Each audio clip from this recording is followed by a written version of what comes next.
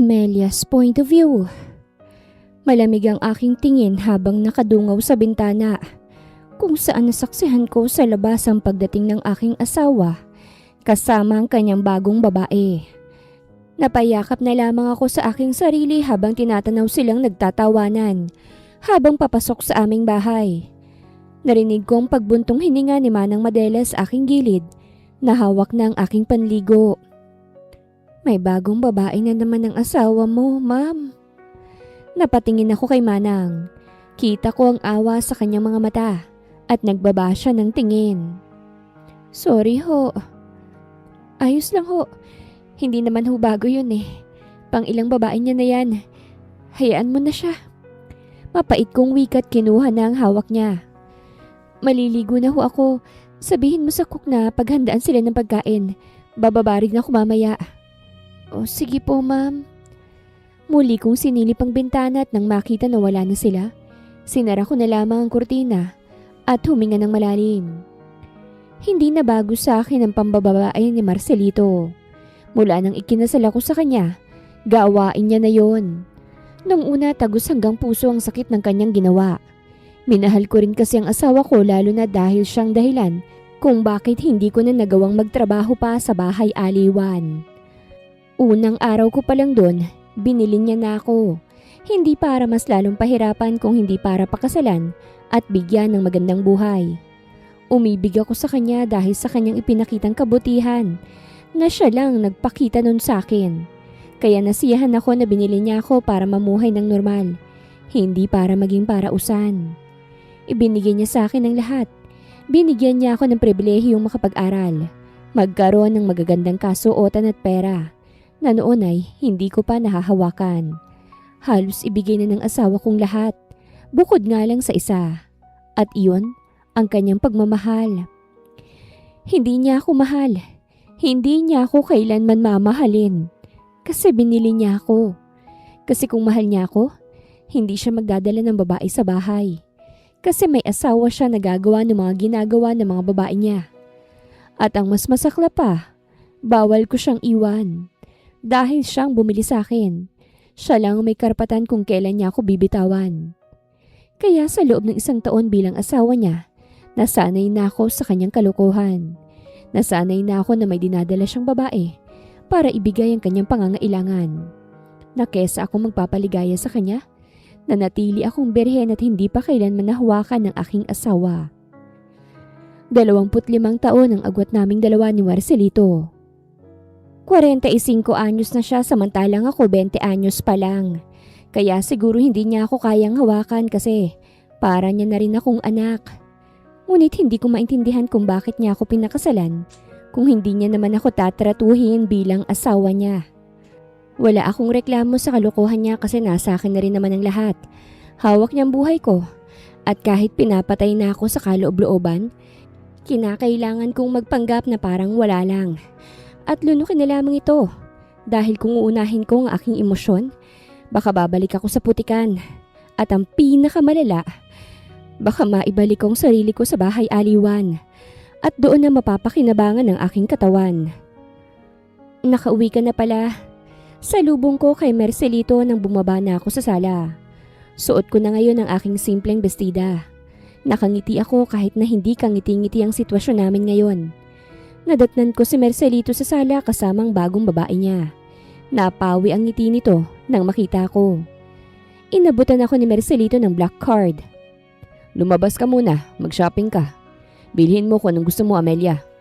May gagawin lang kami ni Drina rito sa bahay. Napatingin muli ako sa babae na ngayon ay nakataas ng kilay sa akin. Tinanggap ko ang black card ni Marcelito. Salamat. Mas maganda kung gagabihin ka sa pag-uwi para mas marami pa kaming oras ng asawa mo. Sabat ng babae nang akma ko na silang iiwanan. Nakayakap na siya sa braso ni Marcelito.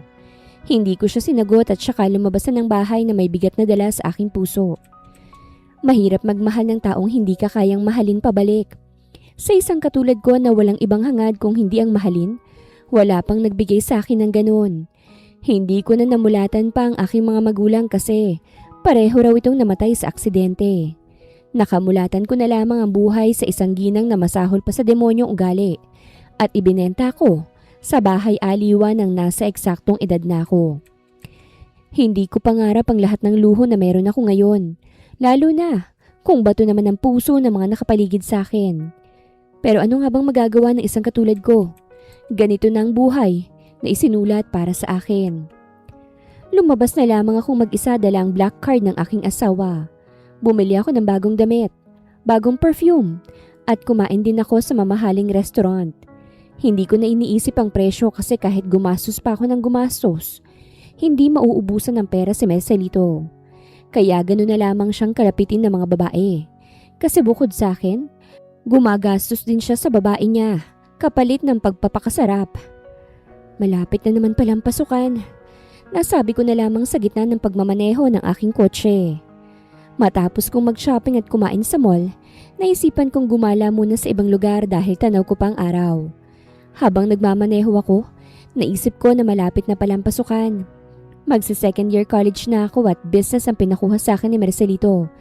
Dahil kapag nakapagtapos raw ako, bibigyan niya ako ng posisyon sa kanyang kumpanya.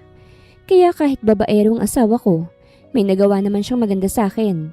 At ito yun, ang pag-aaral ko at pagbibigay ng magandang buhay. Papaliko na sana ang kotse ko pa kana nang bigla na lamang may tumawid na lalaki. At sa sobrang bilis ng pangyayari, mabilis akong napabrake. Pero hindi sapat ang pagka-brake ko dahil nasagi pa rin siya ng kotse ko at bahagya siyang napatapon sa kalsada. Naistatwa ako sa aking kinauupuan at halos hindi makahinga. Nanginginig ang aking kamay sa manibela ngunit kahit pinangungunahan ako ng takot, nagawa ko pa ring lumabas para makita ang kalagayan ng nabangga ko. Nakita kong isang lalaking namimilipit sa sakit. Nagpalingaling nga ako para makita kung may ibang tao ba pero wala. Tahimik ang shortcut na dinaanan ko. Agad kong nilapitan ng lalaki. Ayos ka lang? Napapikit pa rin siya pero nagsalita siya. Sa tingin mo ba okay lang ako matapos mo akong binangga? Bakit ka kasi tumatawid doon? Naiiyak na tuloy ako kasi hindi ko alam kung anong gagawin ko sa kanya. Naidilat niya ang kanyang mga mata. Kasalanan ko pa? Hindi niya natapos ang kanyang sasabihin at napasinghap na lamang nang makita ko. Kita kong panlalaki ng kanyang mga mata. Kumunot ang noo ko sa kanyang reaksyon. Ayos ka lang ba? Tanong kong muli. Kaya mo bang tumayo? Ihatid kita sa ospital. Mula sa ganung ekspresyon, hindi na muling maipinta ang kanyang muka. Aray! May bali yata ako. Nataranta ako. Ha? Tulungan mo ako makatayo. Mas maganda kung akapin mo ako para makatayo ako. Ha? Nairita na tuloy ako. Hindi ko kasi siya maintindihan. Bakit kailangan ko pa siyang akapin? Sige na, kasalanan mo to kaya itayo mo ako. Lumapit ako lalo sa kanya para tulungan siyang makatayo. Sobrang tangkad niya palang lalaki. Kaya nang umakbay siya sa akin, halos bumagsak na kami sa kalsada. Aray! Napatingin ako sa kanya. Pasensya na, ihahatid kita sa ospital. Aray ko! Napatingin muli ako sa kanya pero umuwang ang aking labi nang nahuli ko siyang ngumiti. Kaso, agad ding nawala yun at dumaing muli. Hindi ako madasaling tao pero napadasal na talaga ako nang ihatid ko siya sa ospital. Hindi kasi ako palaging nagmamaneho ng sarili kong kotse. Tapos ngayong bumiyahe ako mag-isa, nakabangga pa. Kabang-kaba akong naghihintay sa labas ng kanyang kwarto. Kagat-kagat kong ibabang labi ko habang pabalik-balik sa paglalakad. Natatakot ako na baka mabalian nga siya ng tuluyan at baka makasuhan pa ako. Biglaan kasi nangyari kanina sa maliit na daan na yun. Biglaan na lamang siyang sumulpot. Agad akong lumapit sa doktor nang lumabas na siya sa kwarto. Dok, kamusta po yung lalaki? Ayos na ba siya? Huwag kang mag-alala, wala naman siyang bali. Konting galos lang sa braso at sa binte. Nakahinga ako ng maluwag. Hinahanap ka na ng boyfriend mo, pwede ka nang pumasok. Namula ko. Hindi ko po siya boyfriend. Dok, pero salamat po. Pumasok na ako sa loob ng kwarto matapos makausap ang doktor. Pagpasok ko, nadatnan ko ang binata na hinihigaan ng kanyang magkabilang palad habang nakatanaw sa kisame. Nakanguso pa ito ngunit ang napansin ng pagdating ko, inayos niya ang kanyang paghigat dumaing na parang namimilipit sa sakit. Aray ko! Umangat ang sulok ng labi ko kasi alam kong sinasadya niya ito. Gusto mo tuluyan na lang kaya kita? Tumigil din siya. Dapat maging mabait ka sa akin kasi kasalanan mo ito. Bawal mag-drive ang mga kamote. Sino bang tangang tumatawid sa kalsada? Ikaw itong kamote. Nandamay ka pa ng sibilyan. Pasensya na, nagmamadali kasi ako. Kikitain ko sana yung kapatid ko kaso dahil sa nangyari hindi na matutuloy. Ilang buwan pa naman kaming hindi nagkikita nun. Nakaramdam tuloy ako ng konsensya. I'm sorry, hindi ko talaga sinasadya yun. Babayaran na lang kita basta wag mo na lang akong kasuhan. Oo po, pwedeng tawagan natin ng kapatid mo para papuntahin siya rito. Ako na mismo magsasorry sa kanya. Umangat ang sulok ng labi niya. Bakit ko naman kakasuhan ng magandang dilag na kagaya mo? Alam mo, mapapatawad naman talaga kita eh. Mabait naman ako. Simple lang ang gagawin mo. Ano? Bigyan mo ako ng numero mo, patatawarin na kita. Kumindat pa siya sa akin kahit nanindig ang aking balahibo. Sasabihin ko na sana sa kanya na may asawa na ako. Kaso bigla siyang humawak sa kanyang tiyan. Nataranta ako. Bakit? Masakit ba ang tiyan mo? Gugutom na ako eh. Pwede mo ba akong pakainin? Kakain sana kami ng kapatid ko kaso dahil binangga mo ko hindi na yun mangyayari. Napatingin tuloy muli ako sa kanya. Nagdududa na. Napakamot siya sa kanyang ulo at tumikhim. Pasensya na ganda. Mahirap lang kasi ako tapos naglayas pa ako sa amin. Pasensya na kung namamalimos ako sa iyo ng panghapunan ha. Napakurap-kurap ako. Ayos lang. O-order ako, ano bang gusto mo? Kinuha ko ang aking phone at pinindot ang isang app. Kahit ano basta mabusog lang ako. Nag-order ako sa online ng 1 bucket na manok with drinks. Yun lang ang kaya kong i-order kasi yun lang din ang mabilis dumating. Hindi na natuloy ang plano kong gumala pa dahil sa nangyari. Nawala na rin ako ng gana kasi inaatake pa rin ako ng konsensya ko ngayon. Habang naghihintay ako sa order, panay naman ang ayos ng kanyang buhok ang binata na para bang nagpapapogi siya para sa akin. Totoo namang gwapo siya, kaso may sira yata ang utak niya.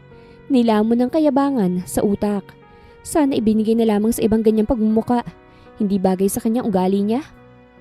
Miss, gwapo ba ako? Napairap na lamang ako sa kanyang tanong. Mas gwapo pang asawa ko sa'yo. Nagulat ako nang bigla siyang humagalpak ng tawa. Kinunutan ko siya ng noo. Anong nakakatawa? Seryoso ka ba? Sino asawa mo? Yung mga Koreano ba? Anong tawag dun? Opa? Sus, parehas kayo ng kapatid ko eh. Nag-iilusyon na asawang mga Koreano. Nainsulto ako ron. Hindi ako nag-iilusyon. Totoong may... Tigilan nyo nga yung mga paghanga nyo sa mga Koreano. Tangkilikin nyo naman ang sariling atin tulad ko. Pwede mo akong tangkilikin, miss. Mabuti at nag-text ng delivery rider na dumating na ang order ko. Kaya hindi ko na siya nasabayan sa kanyang kalokohan. Kaya pagbalik ko, agad kong nilapag sa side table ang plastic na may lamang pagkain.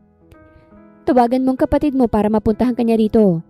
Nabayaran ko na rin ng ospital kahit wala kang dapat na ikabahala. At ito, cash. Nilapag ko rin sa side table ang sobre na may lamang 20,000. Umasim ang kanyang mukha nang makita ang pera. Hindi ako naniningil, miss. Ayokong matulog na may mabigat na kalooban kahit tanggapin mo na ito. Again, pasensya na talaga. Hindi ko naman sinasadya na mabangga ka. Sana maging maayos ang kalagayan mo. Matapos kong sabihin yun ay naghanda na ako para sa aking paglabas. Kaso, nagsalita siya. Anong pangalan mo? Binalingan ko siya. Hindi na mahalaga ang pangalan ko. Aalis na ako. Sumimangot siya. Ang damot mo naman, pangalan lang eh. Tipid ko siyang initian sa katuluyan ng lumabas. Ingat na ako sa pagmamaneho pa uwi ng bahay sa takot na baka makabangga muli. Wala namang nakaalam na may nabangga ako, kaya't hindi na rin to na-report sa pulis. Gabi na nang dumating ako kaya't sigurado naman tapos na sila. Pero sa sala pa lang, umalingaw-ngaw na ang matinis na sigaw ng babae. Napabuntong hininga ko. Ma'am, nandito ka na pala. Sinalubong ako ni Manang Madelia para kunin ang mga pinamili ko. Hindi pa rin ba sila tapos? Hindi pa rin sila tapos, ma'am. Naliligo sila sa swimming pool ngayon. Hindi na ako nagsalita. Ibang-iba itong bagong babae ni Sir ngayon, ma'am. Parang kilalang kilala kasi ng babaeng ito si Sir. Parang alam na alam ang gagawin. Baka babae niya to dati. Hindi ako nagsalita kahit nang bahagi akong lumapit sa pintuan patungong pool area. Narinig ko agad ang sinabi ng babae. Mercelito, hiwalayan mo nilang kaya yung asawa mo. Tutal mukhang wala naman siyang silbi sa buhay mo. Ako nilang ang asawahin mo. Araw-araw kitang paliligayahin. Kumuyom ang kanyang kamao. Hindi ko na narinig ang sagot ni Marcelito dahil umakyat na ako patungo sa aking kwarto. Nalaman din ni Marcelito kinabukasan ang tungkol sa aksidenteng nangyari. Card kasi niyang ginamit ko sa pagbabayad sa ospital. At dahil may record siya sa bawat binayaran ko, napatanong siya sa akin, agad ko rin namang sinagot habang sabay kaming nag-aagahan. Nakabangga ako kahapon kaya binayaran ko ang bills niya sa ospital. Rumihistro ang pag-aalala sa kanyang muka. Dapat mag-ingat ka, Amelia. Nag-iingat naman ako, Marcelito, sadyang aksidente lang talaga. Tumango siya. Hindi ka na muna magdadrive ngayon. I will hire a driver for you, lalo na't babalik ka na sa school. Natouch ako sa kanyang pagiging concern sa akin. Pero hanggang ngayon, marami pa rin akong katanungan kung bakit nagawa niyang magtaksil sa aming kasal. Napaka-perpekto na niyang lalaki kung hindi lang sana siya babaero. Halos nasa kanya ng lahat. Ang mukha, ang yaman, ang ugali. Marcelito, tawag ko sa kanya pagkatapos namin kumain ng agahan. Bakit? Bakit mo pala ako pinakasalan? Umawang ang kanyang labi sa aking tanong. Kinabahan ako pero tinapangan ko pa rin. I mean, bakit mo pala ako binili? Sa lahat ng babae sa bahay aliwan, akong pinili mo. Sumeryoso ang kanyang muka. Dahil alam ko na hindi mo gustong naroroon ka, Amelia. Hindi ka nararapat dun. Kung ganun bakit mo ako pinakasalan? Kumunot ang noon niya sa tanong ko. Parang hindi niya to nagugustuhan. Yun ay para makuha mo ang ilan sa kayamanan ko, Amelia. Namilog ang aking mga mata. So, hindi mo ako mahal? I am too old for you, Amelia. Hindi ganun ang tingin ko sa'yo. Bata ka pa. At kapag nasa tamang edad ka na, makukuha mo na ang para sa'yo. Hindi mo maiintindihan.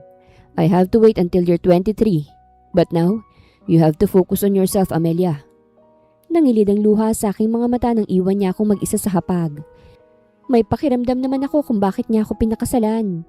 Pinakasalan niya ako kasi naaawa siya sa akin. Gusto niya akong tulungan sa legal na paraan. Kaya niya ako pinakasalan pero masakit pa rin pala kapag harap-harapan ng sinabi sa akin ang katotohanan. Pwede niya naman akong tulungan ng hindi pinapakasalan para hindi siya magmumukhang babaero sa ginagawa niya. Ngunit hindi ko naman kilala ng lubusan ng sarili kong asawa.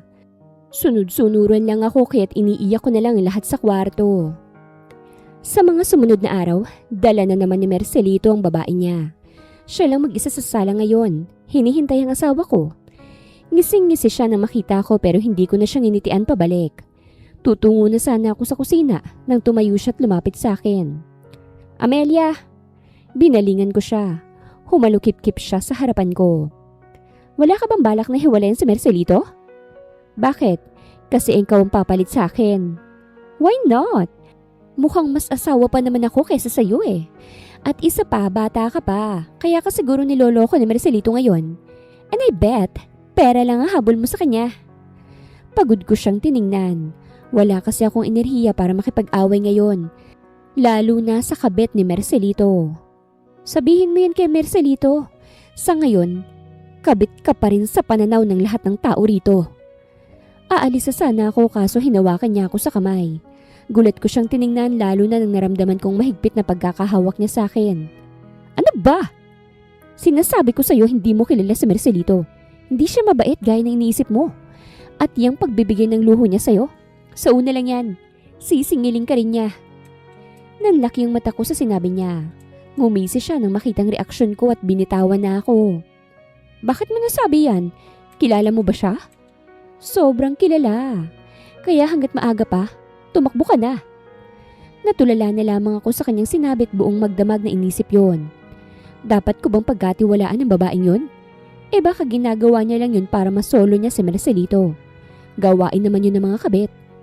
Kaya imbes na isipin pa yon, finokus ko na lamang ang sarili ko sa mga bagay na inuuna ko.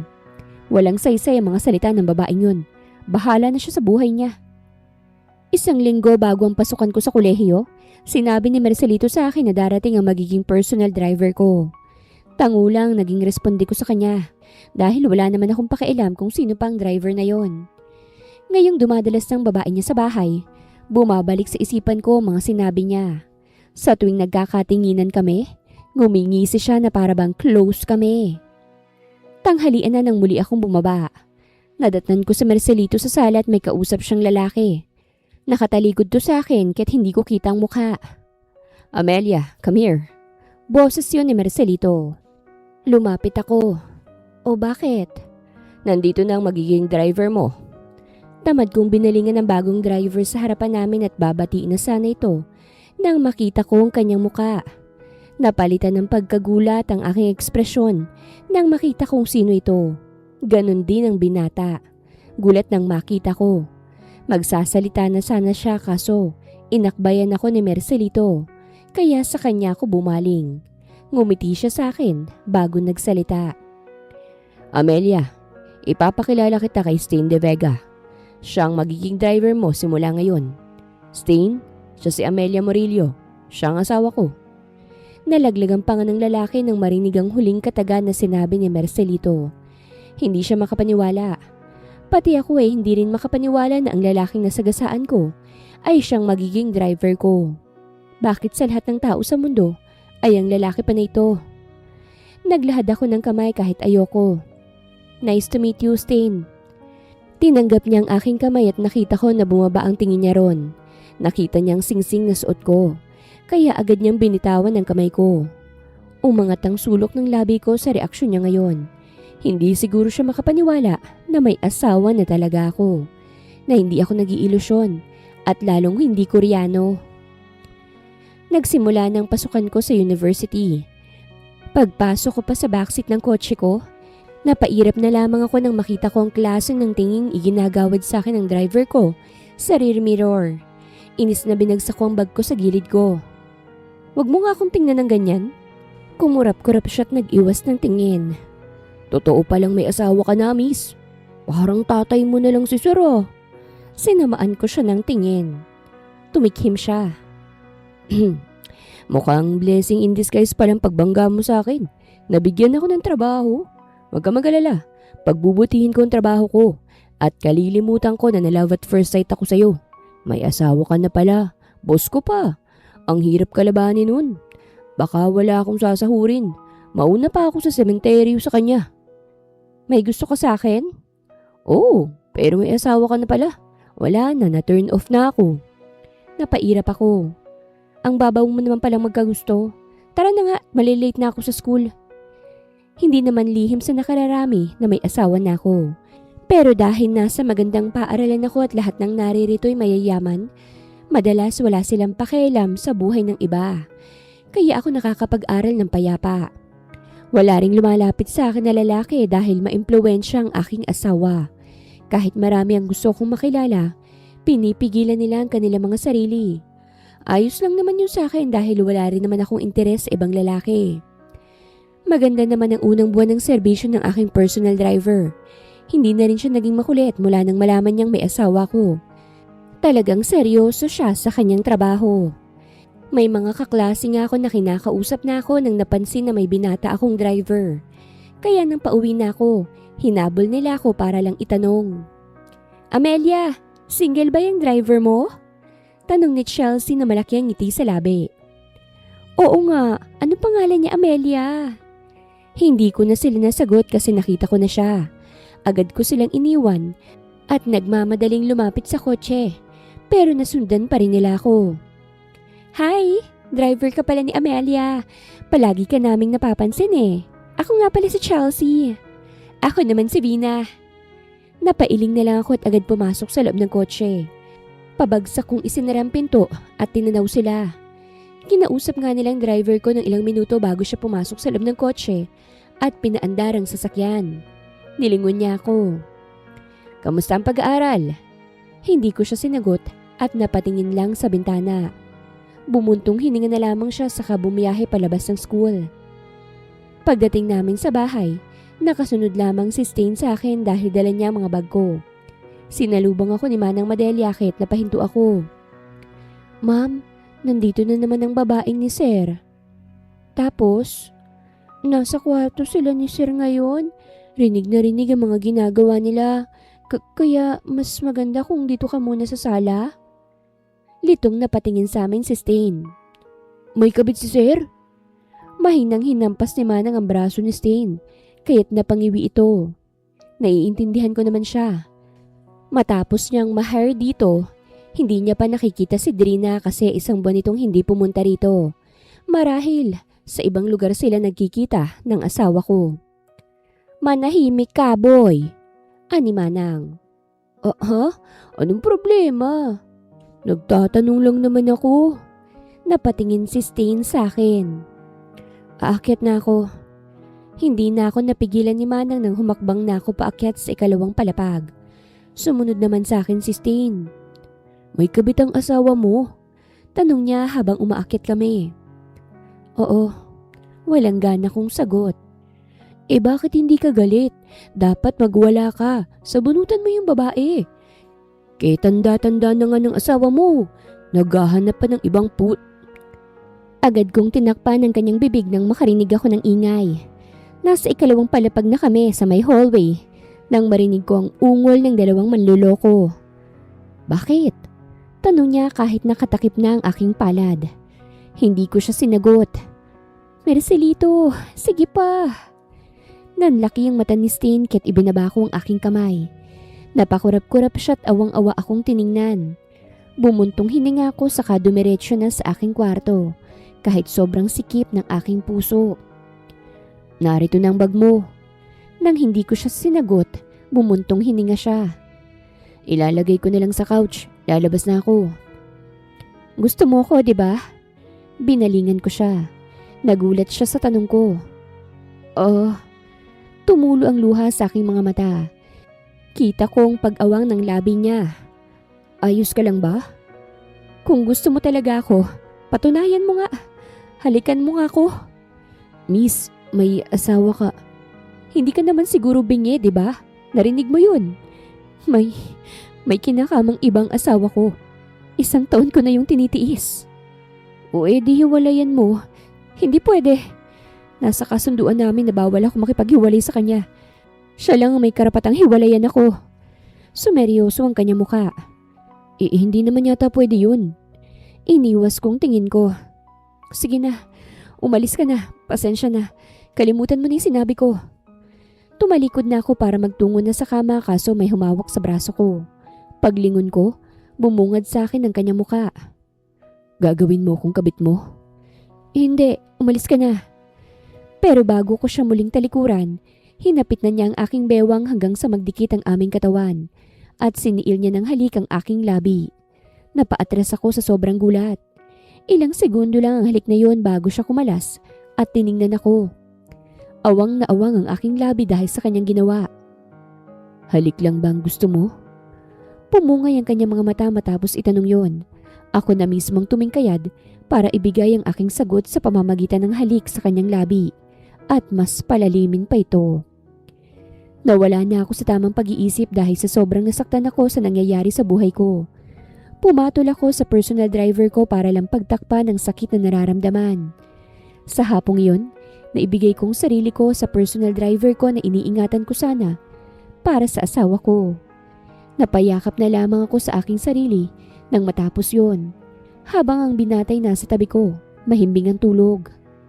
Natulala na lamang ako dahil sa nagawa kong kasalanan. Pero dapat ba akong magtiis? Gumaganti lang ako.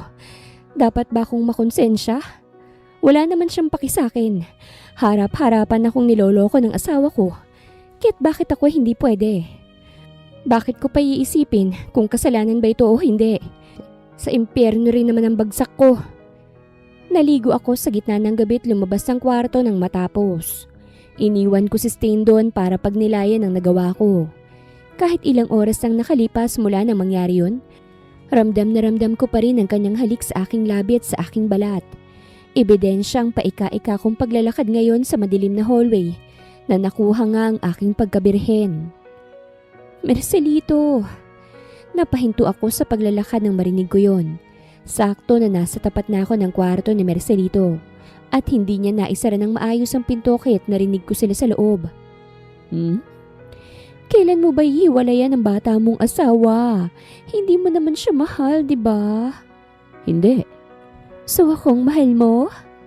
Hindi sumagot ang aking asawa. Marcelito, gusto ko na maging asawa mo.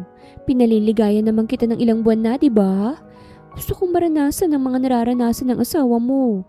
Ang bait-bait mo sa kanya kahit wala naman siyang silbi sa'yo. Hindi siya nagpapakaasawa sa'yo.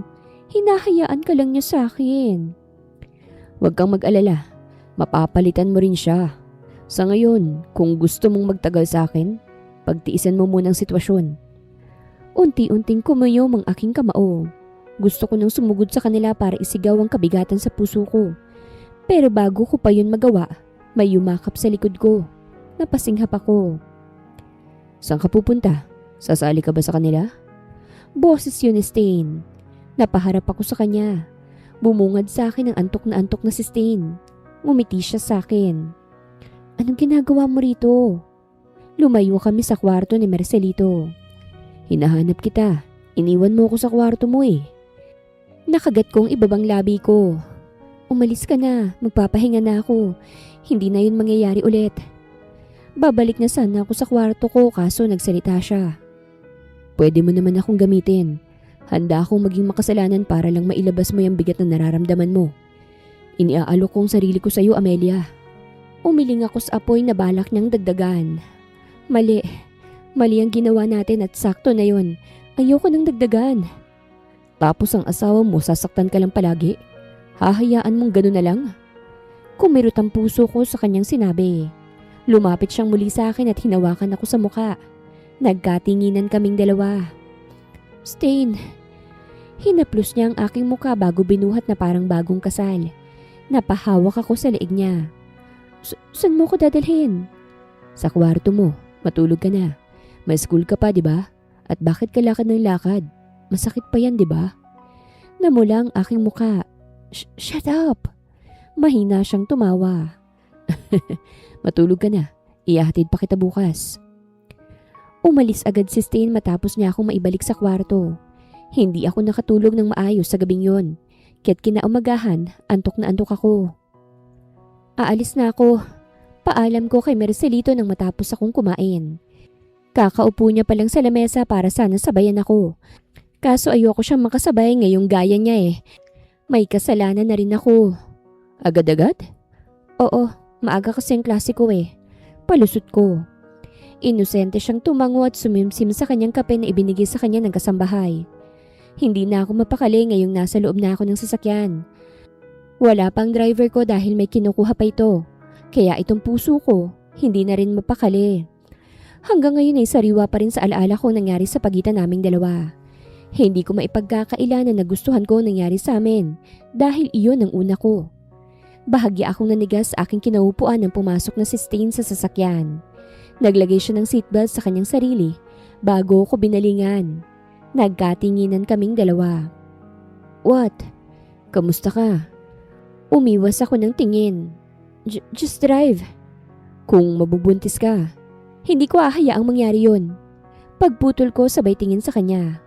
Umigting ang kanyang panga. Mali eh. Mali na pinasukan kong ganito. Nagumaya ako sa asawa ko. Hindi ako gaya niya na may pera kasi ako umaasa lang ako sa kanya. Kapag nalaman niya na nabuntis ako ng iba, sigurado ako na hindi magiging magandang kalalabasan ko. Magiging miserable lalo ang buhay ko. At pati rin ikaw. At isa pa eh, ayoko maglabas ng bata kung galing sa kasalanan. Siyang sasalo sa lahat. At ayoko mangyari yun, okay? Kaya wala kang dapat ipaglala. Hindi ako mabubuntis. Naiiyak ako sa pinasukan kong sitwasyon. Isang beses lang namin yung ginawa pero ilang linggo rin akong hindi pinatulog ng konsensya ko. Pero si Marcelito, nakakatulog siya ng maayos kahit harap-harapan niya akong niloloko. Sobrang unfair. Gusto ko lang naman ang mahalin. Gusto ko lang naman ay ang ibigin. Pero kahit kailan hindi niya yun maibibigay sa akin. Kaya heto ko. Tuluyang umapak sa apoy at sikreto ng nakipagrelasyon sa personal driver ko. Teka. Tinulak ko siya nang naramdaman ko ang kanyang dila sa aking leeg. Katatapos lang ng exam ko sa isang subject at nasa kotse kaming dalawa. Tinted ang bintana kahit walang makakakita kung anong ginagawa namin sa loob. Ngumuso siya. Bakit? Hindi kasi ako makahinga. Palusot ko kahit na ang totoong dahilan kung bakit ko siya itinulak ay dahil init na ako. Ilang buwan na ring sekreto ang relasyon namin at grabe ang pagtatago namin. Hindi lang kami mabisto. Ngayong tumatagal kami, mas lumalambing na si Stain sa akin. Bagay na gusto ko sanang maranasan sa asawa ko. Pero sa personal driver ko nararamdaman. Ito yung pangarap ko na siya na ang tumutupad. Umayo siya ng upo sa driver seat at may kinuha sa backseat. Nagulat ako nang binigyan niya ako ng paper bag. Hindi lang yun, may ibinigay din siyang teddy bear na may hawak na heart. Tapos ang nakasulat sa heart ay I love you. Nagulat ako sa kanyang ibinigay. Anong ibig sabihin nito? Para sa'yo, nag-effort ako niyan, Amelia. Kaya sana magustuhan mo ha. Nagtagal ang tingin ko sa teddy bear. I love you? Love mo na ako? Hinawakan niya ang aking kamay. Ano pa nga ba, Amelia? Hindi tayo naglalaro lang dito. Napalunok ako sa kanyang sinabit nagbaba ng tingin sa paper bag. Tiningnan ko ang laman nito at nakita ko na tsokolate ito. Mga mamahalin pa nga. Napatingin ako sa kanya. Bakit ka bumibili ng ganito? Bakit? Bawal ka bang bilhan? Jowa naman kita. Kaya normal lang ito. Sa sweldo may tono. O ano problema? Hindi mo na dapat yung ginagawa. Alam naman natin pareho na walang patutunguhan ng maling relasyon na ito. May patutunguhan to kapag maghiwalay na kayong dalawa. O sumama ka sa akin para hindi na natin kailangan magtago. What? Hindi ko gusto na asawa ka ng matandang yun, Amelia. Sa ilang buwan kong kasama ka, parang gusto na kitang ipagdamot. Ayaw na ayaw kong marinig yung apelido mo kasi galing sa kanya. Alam kong mali pero gusto kong agawin kita mula sa kanya. Imposible ang sinasabi mo, Stain. Kahit durug-durugin ako ng asawa ko, hindi ako makakawala sa kanya dahil binili niya ako. Paalala ko kasi naikwento ko na sa kanyang lahat sa buhay ko. Magkano bang halaga mo? Bibilhin kita mula sa kanya. Seryoso niyang wika. Ayoko sanang pag-usapan kasi parang nagbibiro lang naman ang lalaking ito. Ngunit sinagot ko pa rin siya. 5 million. Bakit? May pera ka ba? Nag-apply ka nga na maging driver para magkapera ka. Tumawa ko. Umuwi na nga tayo. Pagod ako sa exam eh. Nagustuhan mo bang bigay ko? Tumango ako't ngumiti sa kanya. Napakasimple lang ng bigay mo. Pero nagustuhan ko dahil galing to sa paghihirap mo. Salamat, Stain. Inabot niya ang aking mukha at lumapit siya para halikan ako sa labi. Walang anuman, Amelia. Masaya ako sa piling ni Stain. Yun ang totoo. Sa ilang buwan naming sa tago naming relasyon, natagpuan ko ang totoong ligaya sa piling niya. Kaya nga nang magtagal, parang nawala ang konsensya ko sa pagtataksil ko sa aking asawa. Dahil pareho naman kami. May kabit siya, may kabit rin ako. Napakasimple lang ni Stain. Wala siyang luho na maibibigay sa akin. Pero lunod na lunod naman ako sa kanyang pagmamahal. Kaya habang tumatagal, natatakot ako na baka mabuko na kami. Kasi yun din ang katapusan ng aming magandang patagong relasyon. Amelia!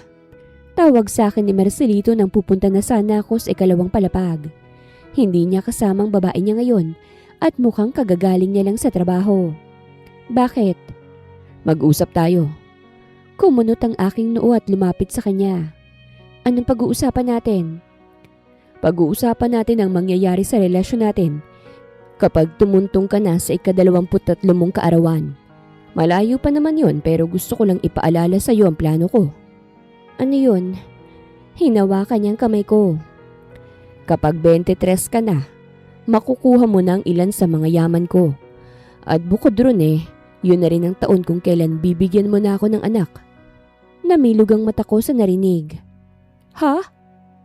Hindi kita pinakialaman sa buhay mo ngayon kasi gusto kong makapagtapos ka ng pag-aaral.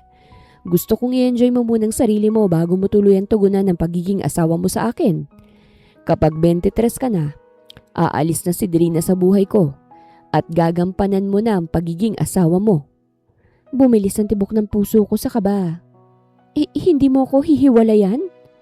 Of course not. Hindi kita binili para lang pakawalan ko, Amelia. Ibinigay ko naman sa iyong lahat. I can't just touch you yet because you're too young. You will be a full-grown woman when you're 23. Kaya sana maintindihan mo kung bakit may drina sa buhay ko, Amelia. Bilang lalaki, may pangangailangan din ako. Unti-unting nagbago ang paningin ko sa kanya. Parang bigla akong nandiri. Ginawa niya akong reserba. Hinintay niya na maging 23 anyos ako para pwede niya na akong mahawakan. Akala ko wala siyang plano sa akin, pero meron pala. At nakakapanindig balahibo. Naalala ko tuloy ang sinabi ng babae niya. Nakilalang kilala niya ito. Umakyat ka na. Alam kong pagod ka sa school. Hinalikan niya ako sa pisngi bago niya ako nilagpasan. Dumagdag yun sa iniisip ko. Dapat maging masaya ako dahil ako naman ang magiging sentro ng atensyon ni Marcelito. Mawawala na sa buhay niya ang babaeng yun. Ngunit bakit hindi ako masaya? Dahil ba, kontento na ako kay Stain? Dahil siya ng laman itong puso ko? Pero hanggang saan nga ba kami ni Stain? Ayokong manatili siyang kabit ko. Ayokong makulong siya sa akin kung marami namang babae dyan na kaya siyang ipakita sa buong mundo at walang sabit. Hindi ako mapakali nang pasikreto kaming nagkita ni Stain. Sinabi ko sa kanya ang sinabi ni Marcelito. Aanakan niya ako kapag 23 anyos na ako. Pangunahing wika ko sa kanya. Napalingon siya sa akin. Ha? Sinabi niya na sa akin ang plano niya. Mawawala na sa buhay niya ang babaeng kinakasama niya kapag 23 na ako dahil magiging asawa na siya sa akin. Kailangan ko raw siyang bigyan ng anak. Kita ko ang disgust sa mukha ni Stain. Amelia! Gusto kong tigilan na natin ang relasyon na mayroon tayo, Stain. Hindi na maipinta ang kanyang mukha sa sinabi ko kahit nagpatuloy ako. Wala rin namang patutunguhan ng lahat ng ito Masaya ako sa piling mo, pero hindi rin tayo magtatagal. Hindi ako ihiwalayan ni Marcelito kasi pakikinabangan niya pa ako. Hinawakan niya ang kamay ko. Sumama ka na lang sa akin. Ibibigay ko sa iyong buhay na gusto mo. Bahagi akong kinabahan sa kanya kasi seryoso siya. Stain. Hindi ako papayag sa gusto mo, Amelia. Hindi tayo maghihiwalay. Sumikip ang dibdib ko. Stain, hindi pwedeng ganito na lang palagi. Alam na natin na mali ito, di ba? Kasalanan ko rin kasi ako umakit sa'yo para... Akala mo hindi ko alam yan? Alam ko yan pero pumapatol ako sa'yo kasi gustong gusto kita. Mahal kita. Kaya iwanan mo na yung asawa mo at sumama ka na sa akin. Hindi ko. Bakit hindi? Kasi binili ka niya? Sabihin mong presyo at bibilhin kita sa kanya.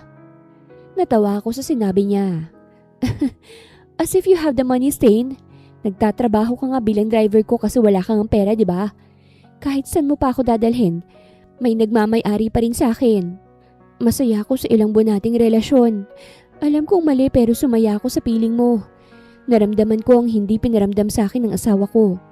Pero, yun na yun. Mas maganda kung maghihiwalay na tayo at mag-resign ka na rin bilang driver ko. Umiwas siya ng tingin at humawak sa manibela ng sasakyan. Nangilid ang luha sa aking mga mata. Sige na. Kahit gaano mo pa ako kagusto, hindi ako mapapas sa'yo. Imposible na tayo, Stain. Kaya hanggat maaga pa, bitawan na lang natin ang isa't isa. I'm sorry. Kasalanan ko ito. Akong may kasalanan kasi niyaya kita. Pero dapat na talaga nating tigilan to kasi wala kang magiging kinabukasan sa akin. Ikaw pa rin ang talo rito kung ipagpapatuloy natin to. Kita ko ang kabiguan sa mukha ni Stain. Galit siya ngunit nagawa niya pa rin tumango. Tinanggap niya ang naging desisyon ko kaya kinabukasan, matapos ang aming pag-uusap, hindi ko na siya nakita pa. Nalaman ko na lamang mula kay Manang Madelia na nag-resign na si Stain at iniwan na talaga ako. Sumikip ang dibdib ko nang malaman ko yon. Malungkot ako pero ako rin naman ang dahilan kung bakit ako nakaramdam ng ganito. Maghahanap tayo ng panibagong driver. Ani Marcelito. Huwag ka nang maghanap, Marcelito. Kaya ko naman ang sarili ko. Ako nang magdadrive. Hindi na mauulit ang nangyari noon. Pero Amelia, please, mag-iingat na ako. Trust me with this, Marcelito. Mabutit hindi na ako pinahirapan ng asawa ko at hinayaan na akong gamitin ang sasakyan ko ng mag-isa. Pero iyon nga, namimiss ko na si Stain. Sa bawat sulok ng sasakyan ko, naaalala ko siya. Miss ko na ang mga halik niya, ang mga biro niya, lahat. Wala sa sariling tumulo ang luha sa aking mga mata. Ngayong nahulog na ako sa kanya, saka ko naman siya itinulak. Habang buhay na talagang magiging miserable ang buhay ko. Nagdaan ang mga linggo. Mas lumala ang lungkot na nararamdaman ko. Ni hindi ako nalungkot ngayong palagi na namang nandito ang babae ni Marcelito. Mas inaalala ko pa ang pagtatapos ng patagong relasyon namin ni Stain. Nawala na ako ng tuluyan ng pake sa kanilang dalawa. "Ma'am, anong nangyayari sa'yo?" Tarantang wika ni Manang Madelia nang nadatnan niya akong sumusuka sa banyo. Umagang-umagang masama ang aking pakiramdam. Hilong-hilo pa ako kaya't nang pumasok si Manang para ihatid ang aking agahan, ganun na lamang ang kanyang naabutan. Hinaplos ni Manang ang likod ko kaya't napatingin ako sa kanya. "Ang putla-putla mo, ma'am. Ayos ka lang ba?" Sinapo niya ang aking noo para tingnan kung may lagnat ako. "Nahihilo ako, Manang." At sumuka muli ako. Natahimik bigla si Manang kaya't bumaling ako muli sa kanya. Bakit?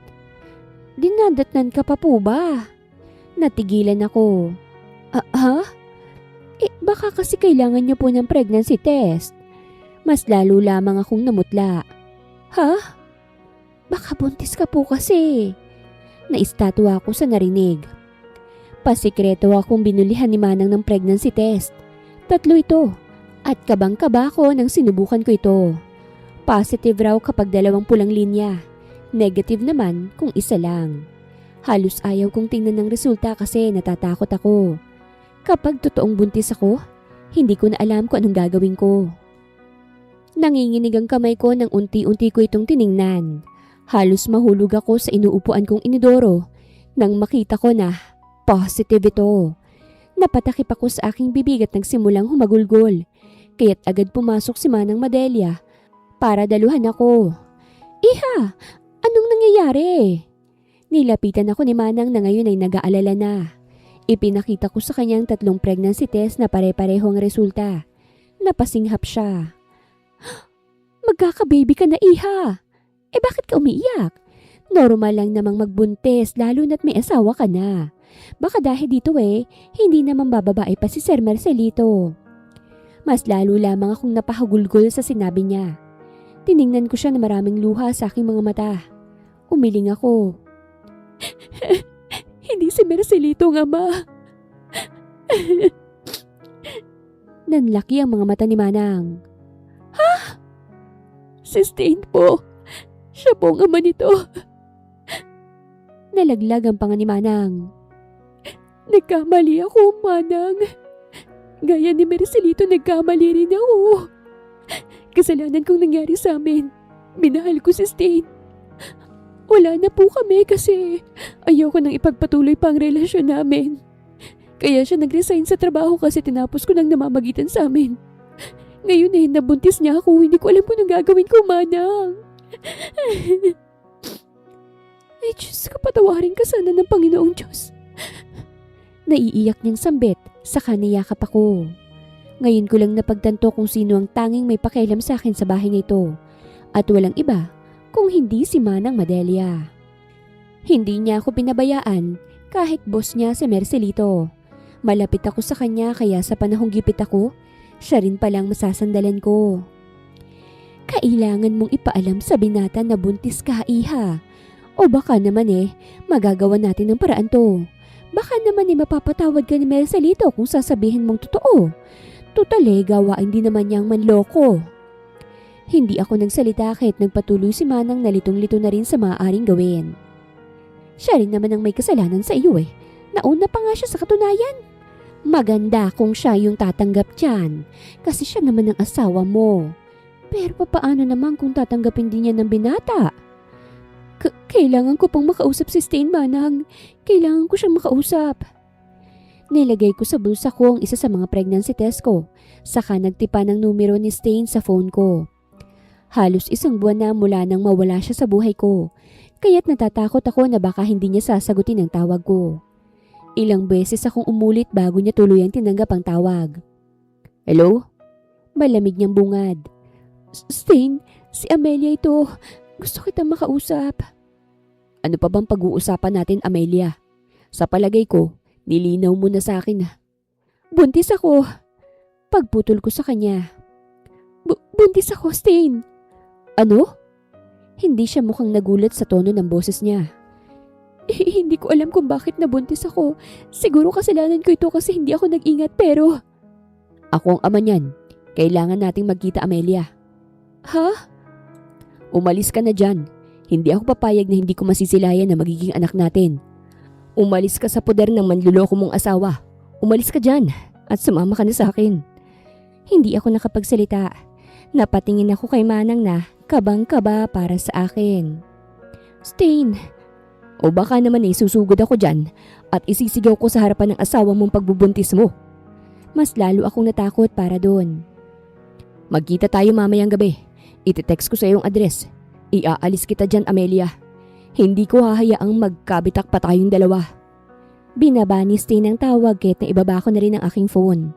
Napatingin ako kay Manang at sinalo niya ako nang halos matumba na ako. Nang magtanghalian, nakasabay ko si Marcelito.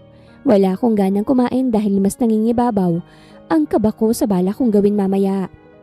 Napansin niya ang pagiging tensyonado kaya't napatingin na siya sa akin. May problema ba, Amelia? Wala naman. Naibaba ko ang tingin ko sa pagkain at hindi ko nagustuhan ang amoy. Bababa pala rito si Drina kasi sasabay siya sa pagkain. Hindi ko na yun binigyan ng pansin.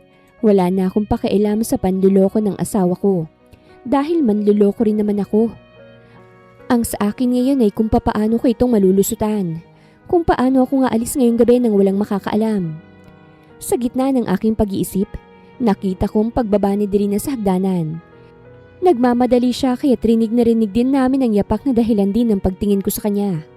May hawak siya na isang bagay na pamilyar sa akin.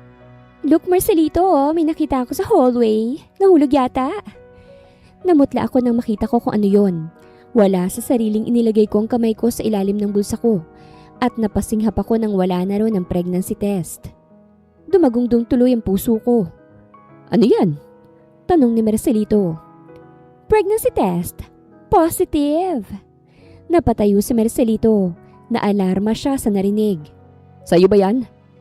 Sana nga sa akin na lamang to, Marcelito, para hindi na ako mananatiling kabit mo. But sadly, hindi to sa akin. Pero baka may sasabihin si Miss Amelia. Nakita ko to sa tapat ng pinto ng kwarto niya eh. Agad na tumingin sa akin si Marcelito. Hindi akin yan. Agad akong umiling, nanginginig pa. Umangat ang kilay ni Drina. Really? Ba't ka namumutla? Umigting ang panga ni Marcelito. Anong ibig sabihin nito, Amelia? Buntis ka? Nagpalingalinga na ako para hanapin sana si Manang Delia. Kaso nakalapit na si Marcelito sa akin at hinawakan ako sa mukha. Sagutin mo ako, buntis ka? Tumulo ang luha sa aking mga mata.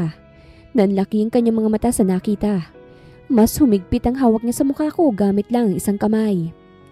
Sinong ama? Nasasaktan ako, Marcelito. Wala pang nangyayari sa atin, Amelia. Kaya hindi sa akin yan. Sino ang walang hiyang lalaki na yan? Ha? Bakit mo pa kailangang malaman? Ikaw rin naman ah. Nagloko ka rin. Harap-harapan mong pinapangalandakan yung babae mo. Napasigaw ako sa sakit ng sinampal niya ako. Para akong nabingi saglit sa sampal niya. Ito rin ang unang pagkakataon na pinagbuhatan niya ako ng kamay. Galit na galit siya sa akin. Sir!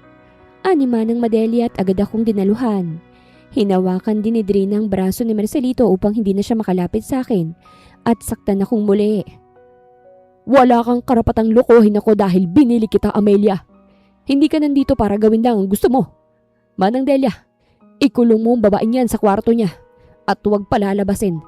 Hahanapin kong tarantadong humawak sa'yo, sisiguraduhin kong magiging miserable ang buhay niya. Hindi mo na sana ako binili kung ganito lang din ang gagawin mo sa akin. Manluloko ka? Dalhin mo sa pagtanda mo yung pera mo. Tumatanda ka na nga, malandi ka pa rin.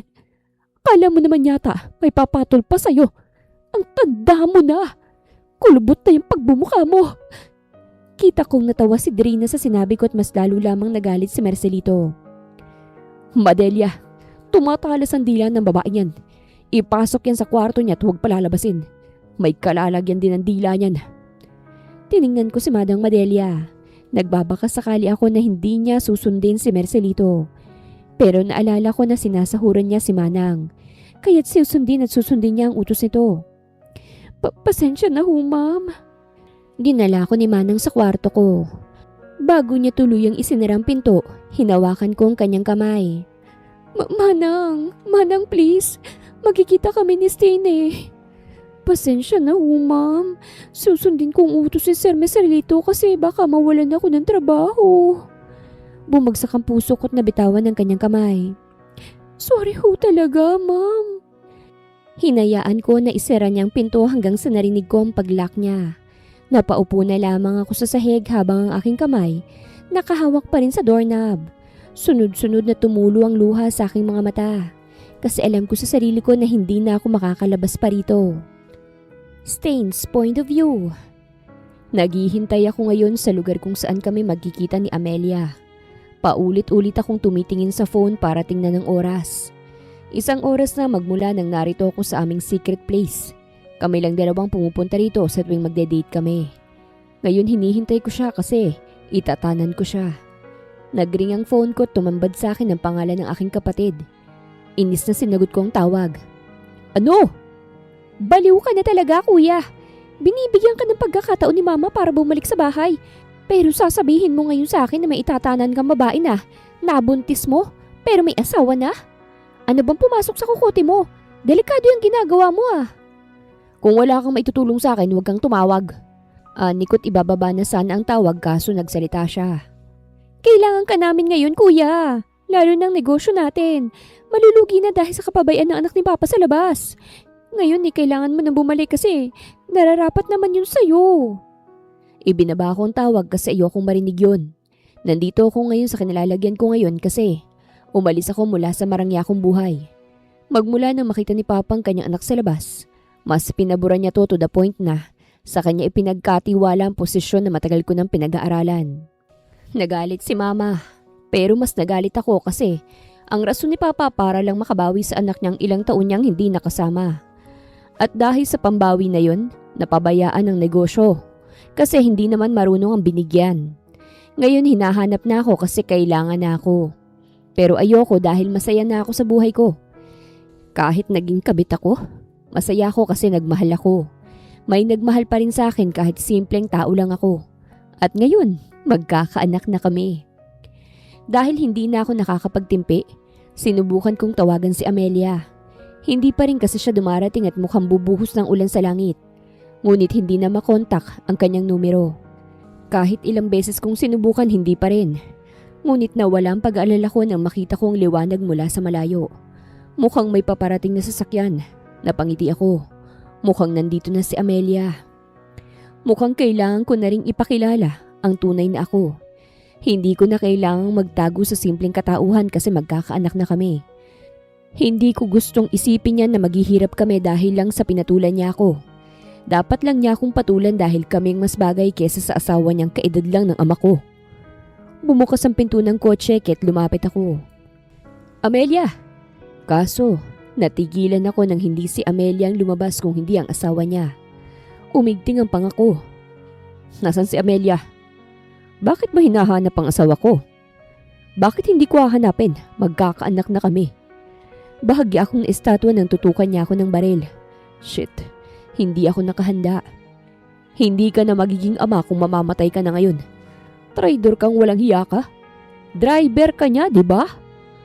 Ulyanin ka ba para itanong pa yan? Ikaw itong nag-hire sa akin. Kinasan niya ang baril niya. Mukhang demonyo talagang lalaking to. Mukhang kaya niya talagang bumaril. Hindi mo ako kilala, Mr. Stain de Vega. Hindi mo rin ako kilala. Mariin kong sabi. Bakit ka galit na buntis ang asawa mo? Manluloko ka rin naman ah. Huwag mong ipahid sa kanya ang gawain mo. Magkano bang bili mo sa kanya? 5 million? I can pay more than that. Nagbagong ekspresyon niya. Bago pa man siya makapagsalita, sinipa ako biglang baril niya kahit nabitawan niya ito at natapon. Agad ko siyang sinugod ng suntok. Nasuntok ko siya sa mukha kahit napaatar siya. Sinuntok ko siya ulit kahit natumba siya sa lupa. At agad ko siyang dinaganan. Hindi ko na siya binigyan ng pagkakataong makapagsalita. Agad ko siyang sinuntok sa mukha hanggang sa manghina siya. Akin si Amelia! Akin siya! Akin siya! Biglang nanatili sa ere ang aking suntok nang makarinig ako ng pagputok ng baril. Nanlalaki ang mga mata ni Marcelito habang ako hindi makagalaw dahil akong nabaril. Agad akong itinulak ni Marcelito habang ako hindi makapagsalita. Nabaril ako sa aking likuran.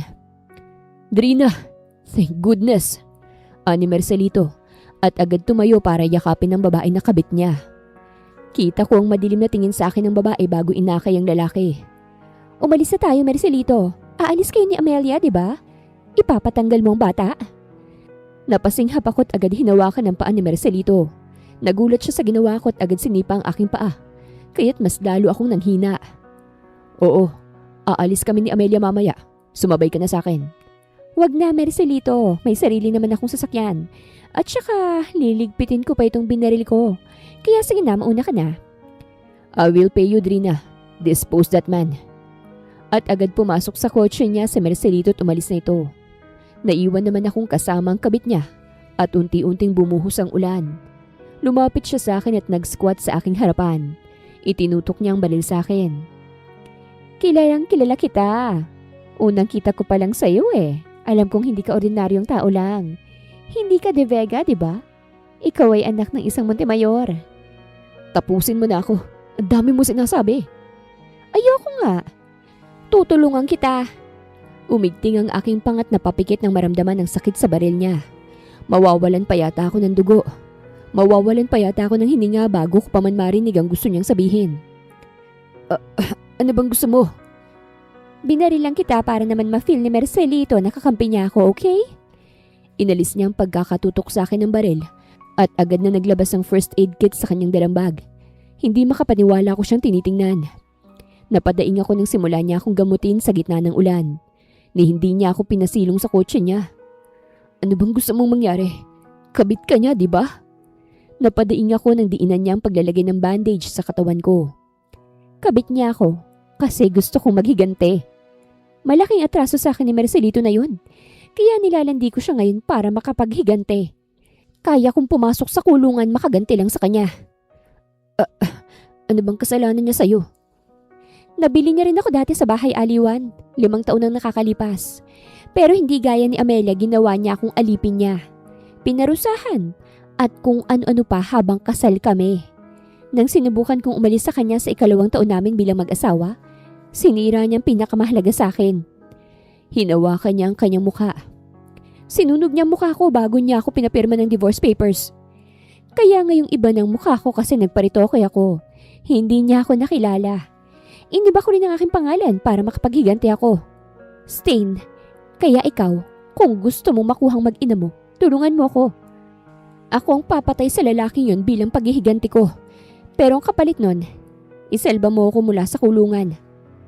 Aalis na sa Marcelito ngayon kasi ipapatanggal niya ang pinagbubuntis ni Amelia. Sinadya ko talagang isumbong sa lalaking yun ang pagbubuntis niya. Para mangyari ng lahat ng ito.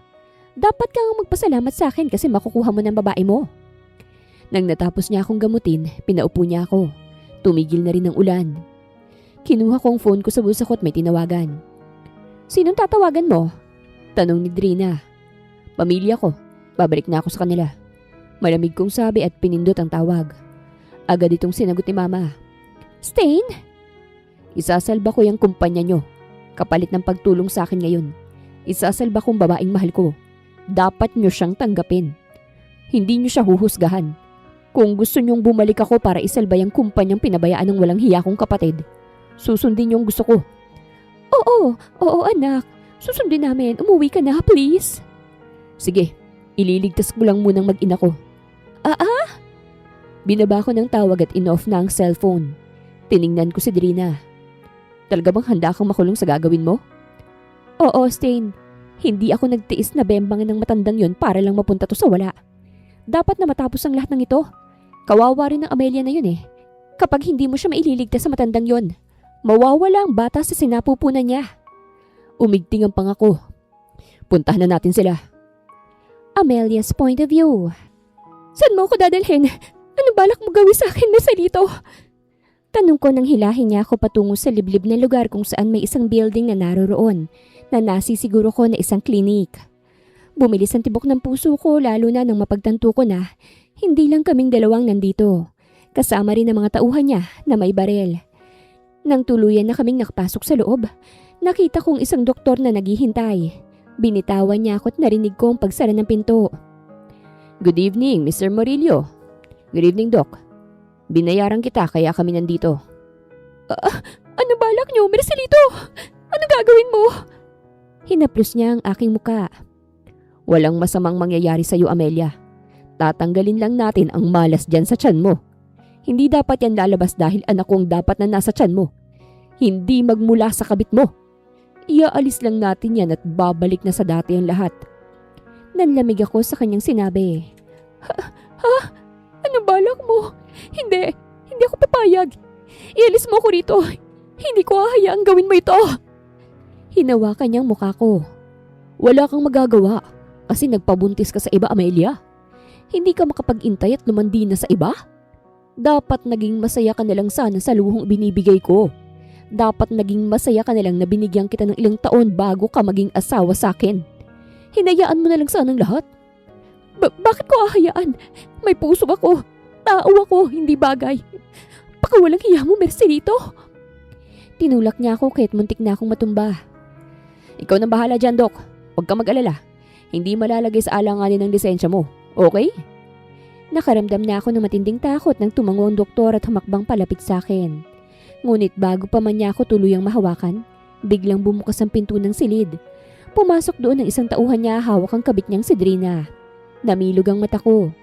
Saglit lang ang tauhan ni Mercelito dahil lumabas din ito pagkatapos maihatid ang kabit ng asawa ko. "Mercelito, niligpit ko na si Stain. Patay na siya." Nanlaki ang mata ko. Ano sinasabi mo?" Tumingin sa akin si Drina at ngumisi. "Pinatay ko ng lalaki mo." Namuo ang luha sa aking mga mata at agad siyang sinugod. Pero bago ko pa yun magawa, hinila na ako ni Mercelito palayo. "Walang hiya ka! Mamamatay tao!" Sobrang sikip ng dibdib ko. Iniisip ko ngayon si Stain at ang posibilidad na patay na siya. Hindi ko siya nasipot sa pupuntahan namin. Nadamay siya ng dahil sa akin. Dahil lang sa kapusukan ko. Nadamay siya. "Maaasahan ka talaga, Drina." Lumapit si Mercelito sa kabit niya at niyakap ito. "Kaya hindi rin kita mapakawalan kasi tinutulungan mo ko palagi. Parang gusto ko tuloy ibigay ang gusto mo kasi napagtanto ko na mas may silbi ka pa kesa kay Amelia."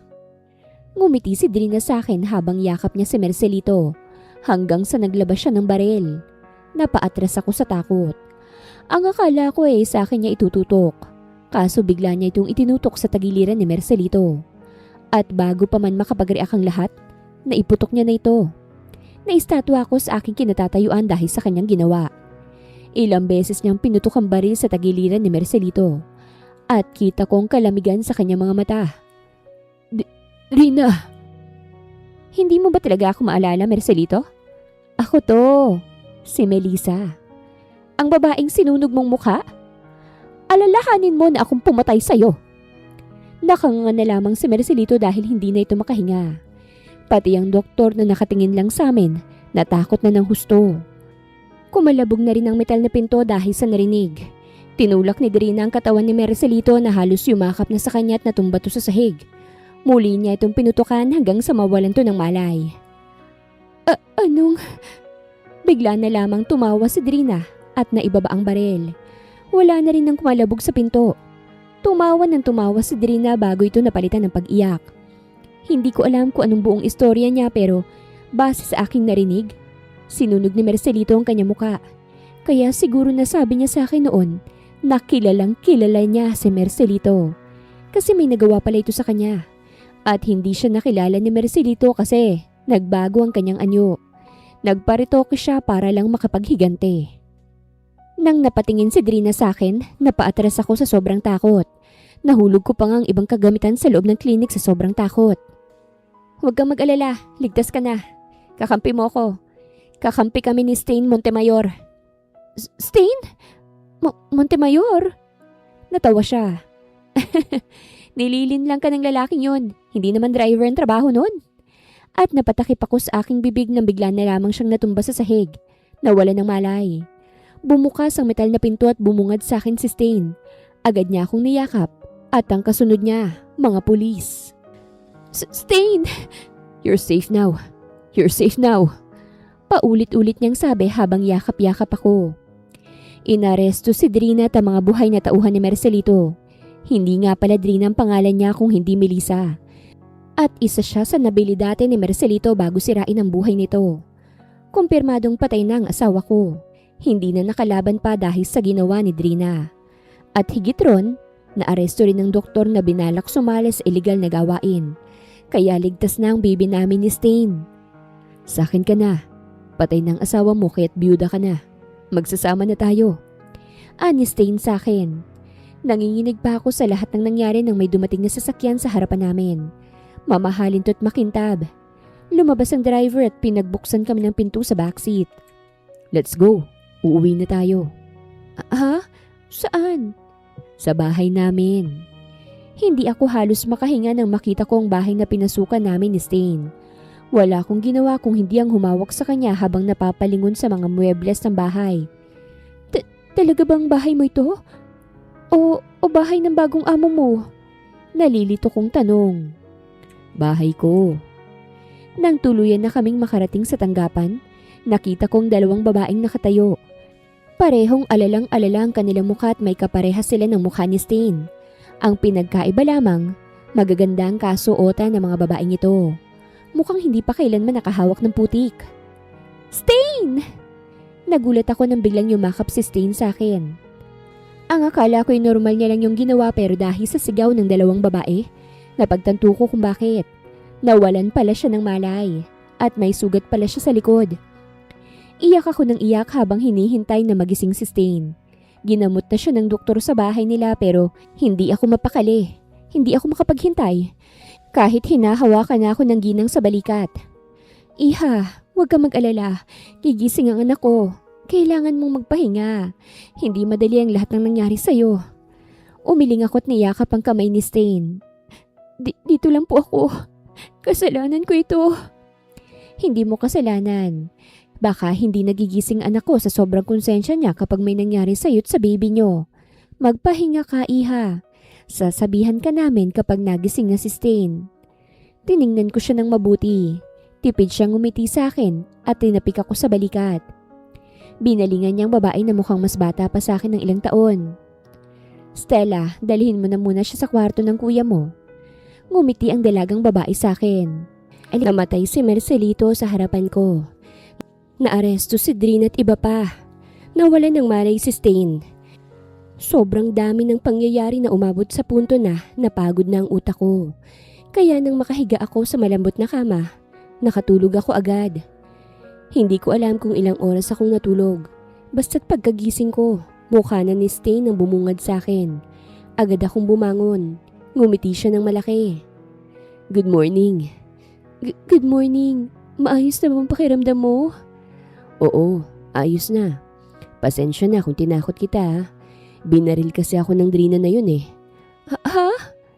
Pero sinabi niya na ginawa niya lang yun para maisip ni Marcelito nakakampi siya. Nagsuntukan kasi kami ng lalaki yun dahil siyang sumipot sa meetup place natin. Natahimik ako. Ikaw, ayos ka lang ba? Hindi ka ba nalungkot na wala na si Marcelito? Wala sa sariling umiling ako. Paano na si Drina? Makukulong na ba siya? Tutubusin ko rin yun. Yun ang sinabi kong kapalit ng pagtulong niya. Pero hindi yun magiging madali Kaya baka sa kulungan mo na siya. Gusto niya rin naman yatang manatili muna rin dahil yun naman talagang plano niya. Kaya siya pumayag maging kabit ng lalaking may atraso para sa kanya. Amelia, ayoko nang isipin mo pang nangyari. Kalimutan mo ng lahat ng ito. Alam kong hindi madali pero tutulungan kita. Lalo na ngayong buntis ka. Kailangan na nating ingatan yan kasi baby natin yan. At pagkatapos mong manganak, magpapakasal na agad tayo. Iaalis ko ang apelido ng asawa mo at ipapalit ang akin. De Vega? Natawa siya. Apelido yan ng nanay ko kasi naglayas lang ako. Pero ngayong bumalik na ako, Montemayor. Yun ang tunay na apelido ko. Montemayor. Nasambit ko na lang. Amelia Montemayor? Bagay na bagay ang apelido ko Kinuha niyang kamay ko at may ipinakita siya na singsing. Mabutit wala kang suot na singsing sa daliri mo. Patay ng asawa mo kaya patay na rin ang kasal ninyo. Ngayon, suotin mo to dahil pagkatapos mong manganak, dadalhin kita sa altar. At habang sinasabi niya yon, isinusuot niya sa daliri ko ang singsing. Napasinghap ako nang makita kung gaano ito kasakto sa akin. Ang ganda! Kasing ganda ng nagsusuot. Anya saka hinila ako palapit sa kanya. I love you, Amelia. Alam kong nagsimula tayo sa mali. Pero ngayon itatama natin ang lahat. Gagawa tayo ng love story nating dalawa. I love you too, Stain. Thank you. Thank you for saving me. Hinawakan niya ang baba ko't siniil ng halik sa labi. Nagsimula kami sa maling relasyon at kailanman ay hindi dapat yun sundin ng karamihan. Masakit ang mataksilan. Hindi rin maganda ang gumante. Pero dahil nangyari na yun sa amin, ang tanging magagawa na lamang namin ay ang manghingi ng tawad sa kataas-taasan. Hindi man namin mababawi ang kasalanan namin, sisiguraduhin ko naman na hindi ito mangyayari sa magiging anak namin. Hindi ko hahayaang maranasan niyang ganitong klaseng pag-ibig na bumuo sa kanya. Hindi man kami perpekto pero kaya naming magbago sa iba pang paraan. Matapos kong manganak at ilabas ang aming bagong silang na baby, agad na akong pinakasalan ni Stain sa simbahan upang bigyan ng maligayang wakas ang isa't isa kasama ang anak namin. Wakas!